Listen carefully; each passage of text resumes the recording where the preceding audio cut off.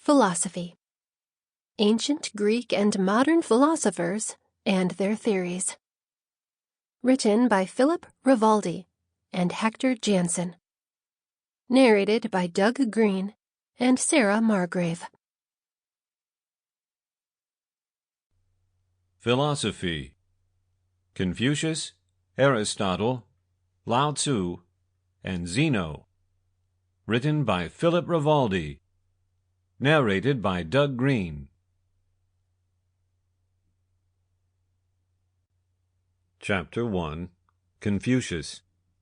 Confucius, or Kongzi, was a Chinese philosopher who was alive in the 6th century BCE and whose ideas, uttered in the philosophy of Confucianism, have impacted Chinese civilization all the way up to the present day.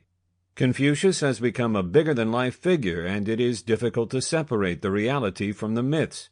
He is seen as the very first instructor, and his teachings are usually uttered in short phrases which are open to various interpretations.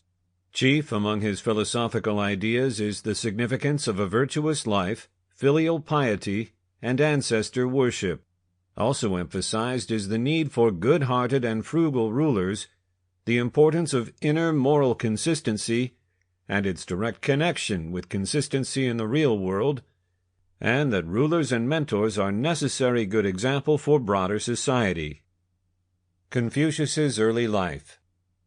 Confucius is actually believed to have lived from circa 551 to circa 479 BCE in the state of Lu, now Shandong or Shantung.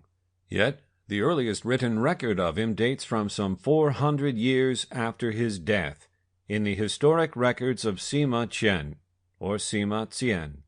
Raised in the city of Chufu, or Kufu, Confucius worked for the Prince of Lu in different capabilities, especially as the director of public works in 503 BCE, and then the director of the Justice Department in 501 BCE. Somewhat later, he traveled widely in China and consulted with several minor experiences, including imprisonment for 5 days due to a case of incorrect identity. Confucius met the event with normal restraint and was said to have calmly played his stringed instrument until the mistake was discovered. Eventually, Confucius returned to his hometown where he developed his own school in order to provide students with the teachings of the ancients. Confucius did not consider himself a creator, but rather a transmitter of these ancient moral traditions. Confucius's school was also open to all classes, rich and poor.